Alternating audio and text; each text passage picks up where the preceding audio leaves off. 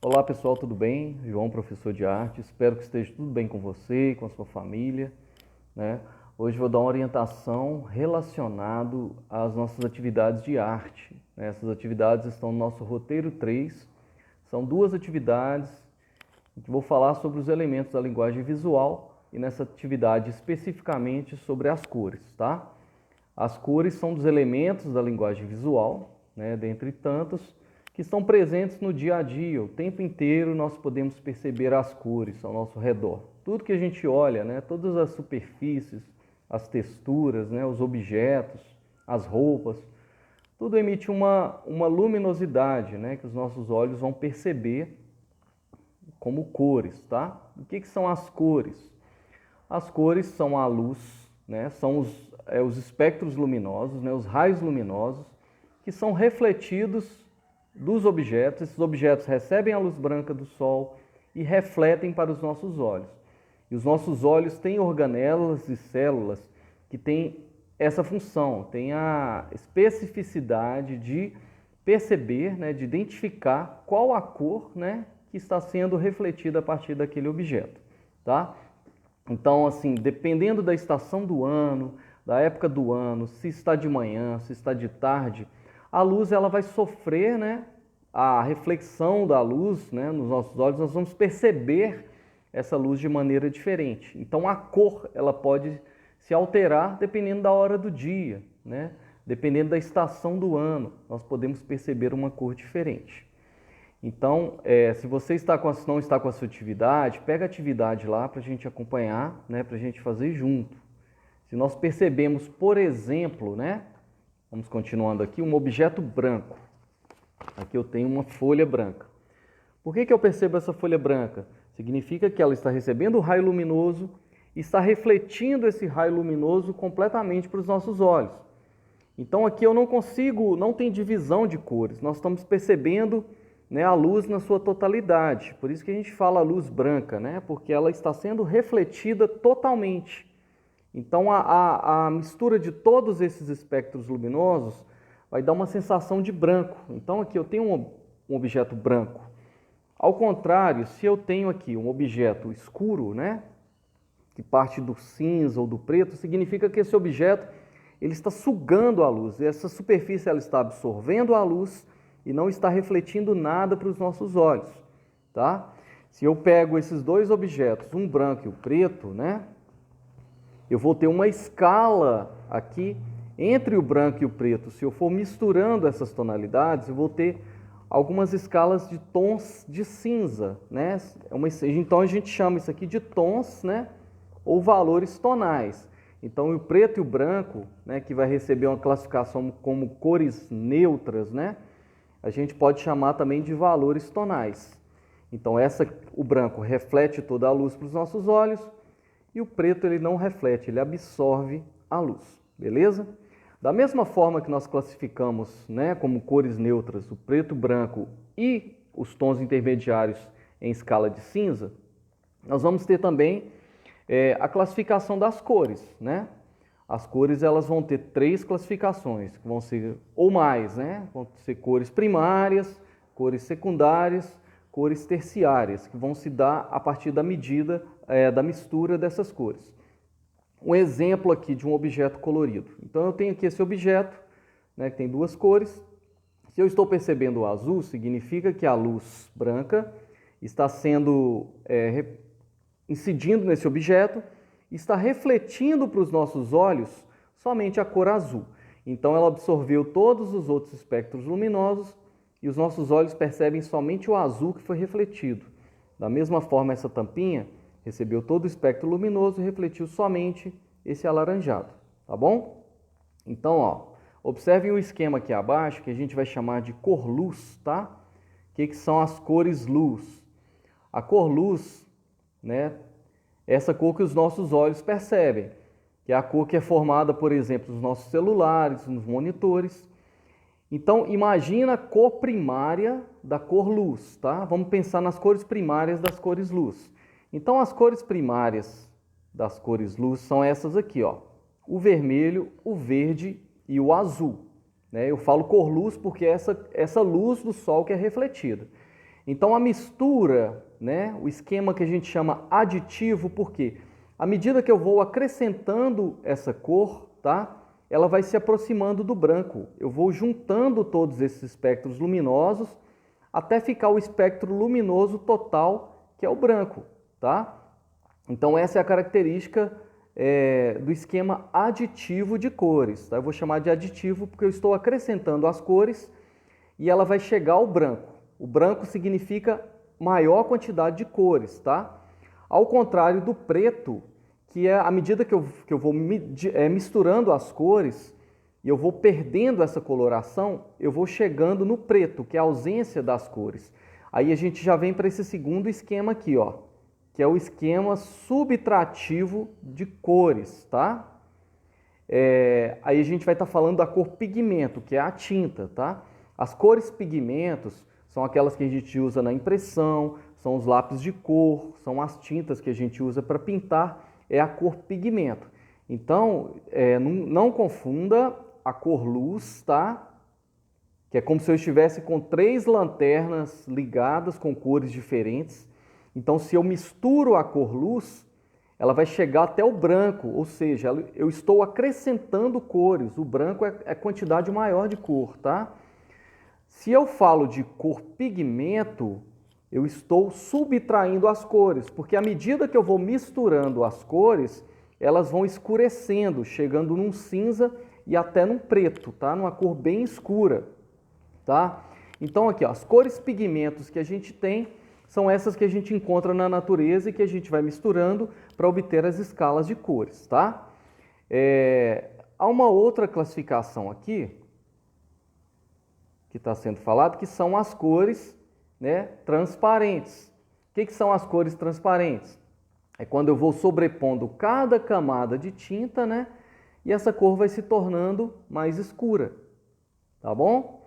E eu tenho também as cores que são chamadas de tintas opacas, né, que aí vai ser a tinta guache, que a gente mistura, né, ou a tinta de parede, né? Então, quando eu uso uma tinta opaca, né, essa cor ela vai uma sobrepor a outra, né, e vai mudando essa cor.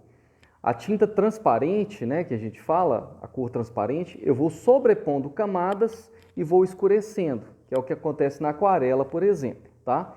Mas estão relacionadas aqui ao esquema, né, subtrativo aqui, ó, que é de cor pigmento, tá? Quando eu falo de cor pigmento, eu estou falando de tinta, daquilo que eu misturo. E quanto mais potinhos de tinta eu vou misturando, mais eu vou escurecendo. Então, assim, tá ficando negativo, né? Assim, esse esquema tá chegando próximo de uma tonalidade mais escura, né? Quando eu falo da cor luz que eu falei, eu vou chegar na mistura de todas as cores que vai gerar um branco. Se eu falo de cor pigmento, eu vou falar do esquema subtrativo, que à medida que eu vou misturando essas cores, elas vão perdendo as cores, chegando próximo de uma tonalidade mais escura, beleza? Então aqui, ó, vamos ver aqui, ó, nós temos aqui na atividade falando quais são as cores primárias, quais são as cores secundárias, tá? Professor, o vermelho é cor primária? Não, o vermelho, gente, o vermelho é cor secundária. As cores primárias são essas 3 aqui, ó. É o magenta, o azul, né, especificamente o azul ciano, e o amarelo limão, né? Então aqui é um amarelo, ele está parecendo que está com a tonalidade meio esverdeada, mas é um amarelo limão, tá? E eu tenho aqui as cores secundárias, que vão ser a mistura das cores primárias, beleza? Na impressora a gente tem lá CMYK, que é ciano, magenta, yellow, e o K é o black, que é o preto. Então na impressora a gente vai ter essas 4 tonalidades que são misturadas para formar as nossas impressões, beleza?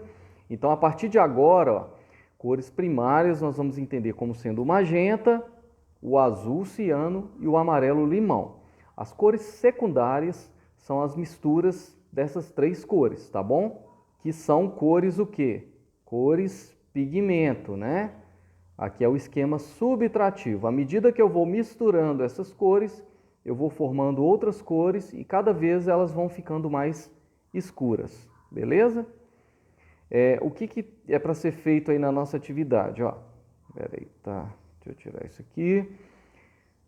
Você vai responder aí o que é o espectro de luz, né, que nós falamos, o que são as cores primárias e quais são elas, o que são as cores secundárias e o que são as cores terciárias, beleza? O que é a cor luz e o que é o esquema aditivo de luz? Nós falamos aqui atrás, tá? Esquema aditivo, né, de cores, né? E o que é o esquema subtrativo de cores, né? Falar sobre as cores pigmento, lembrar que são aquelas tintas que a gente usa para pintar, beleza? Na questão 4 aqui, o que você vai fazer na questão 4? Você vai pintar, né, cada espaço desse aí que está determinado com a cor específica. Por exemplo, o 1, você vai pintar com amarelo. O 2, azul. O 3, o magenta, né? O magenta você procura aí um lápis que seja um rosa mais escuro, tá bom? A mistura dessas três cores, consequentemente, vão dar as secundárias. Vai ser a número 4 ali, que é o verde, onde estiver o 2 ali. O roxo, o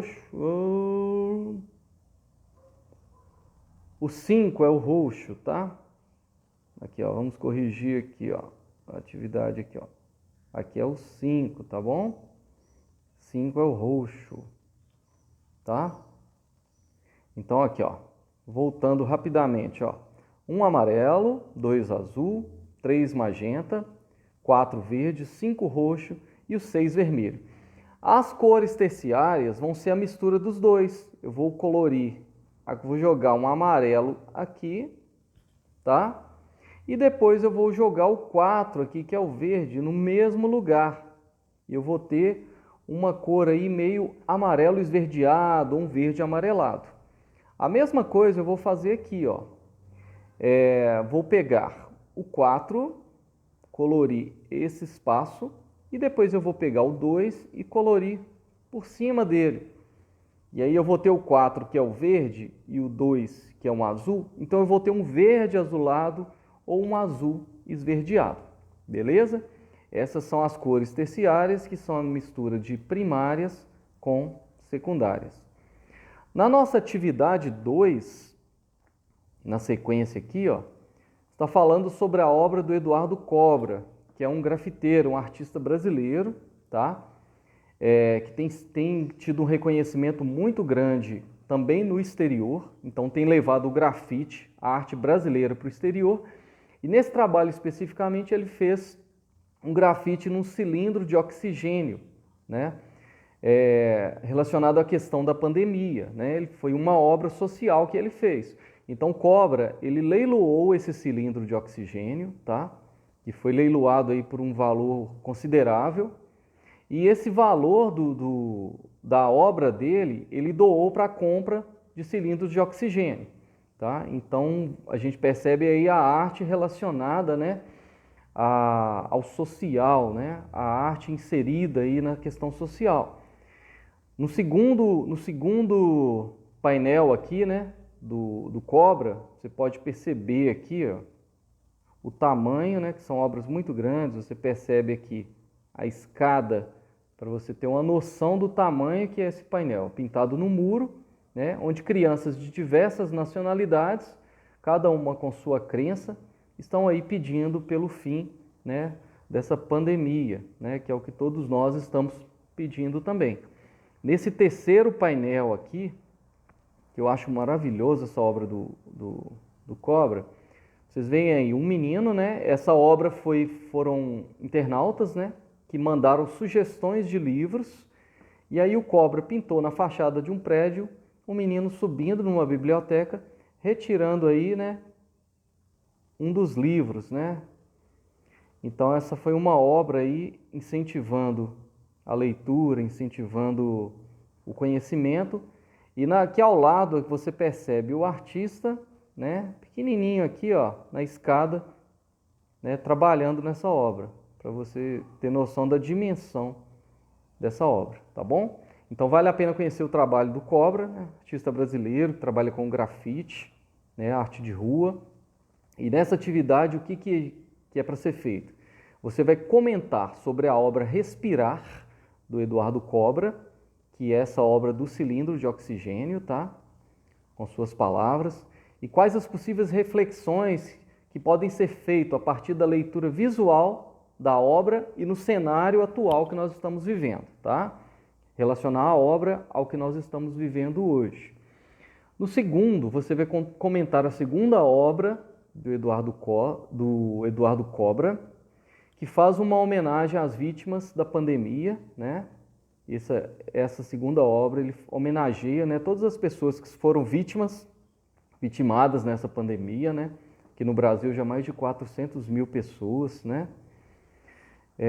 E você vai comentar qual a mensagem, né, proposta pelo artista, de acordo com a sua leitura, né, da obra dele. Na questão 3, a partir da conclusão da pesquisa realizada pelo Instituto ProLivro no Brasil, foram perdidos 4,6 milhões de leitores, né? Dê a sua opinião sobre a educação no nosso país hoje e o que isso pode afetar, né, nas gerações futuras, tá bom? Na questão 4, você vai analisar mais uma vez, né, uma outra obra do Cobra, dessa vez nessa obra aí da biblioteca pintada na fachada do prédio, tá bom? E aí você vai falar sobre essa pintura do Eduardo Cobra. Como você entende, né, a simbologia de cada degrau, né, da escada na pintura do Eduardo Cobra. Então você vai olhar essa escada aí, ó, cada degrau da escada que você vai subindo, né, em direção a essa biblioteca, essas estantes, você vai observar a obra, né, e vai falar como você entende essa simbologia, o que o artista, né, propõe através dessa obra, tá bom? E a questão 5, tendo como referência as pinturas do Eduardo Cobra a respeito de temas relevantes para o nosso país e para o mundo, e a forma como ele se utiliza de muitas cores na composição de seus trabalhos, você vai criar uma imagem bem colorida, mostrando o seu ponto de vista a respeito de alguns dos temas apresentados, tá? Lembrando que essa obra você pode se esbaldar nas cores, né? Usar as cores primárias, as cores secundárias, de uma forma bem intensa, né? E aí você vai criar uma obra que fale o seu ponto de vista a respeito, né, de algum desses trabalhos aí, algum desses assuntos que foram propostos através dessas obras, tá bom? Então aí, bom trabalho, tudo de bom, e precisando de qualquer coisa, estou por aqui. Um abraço do professor João.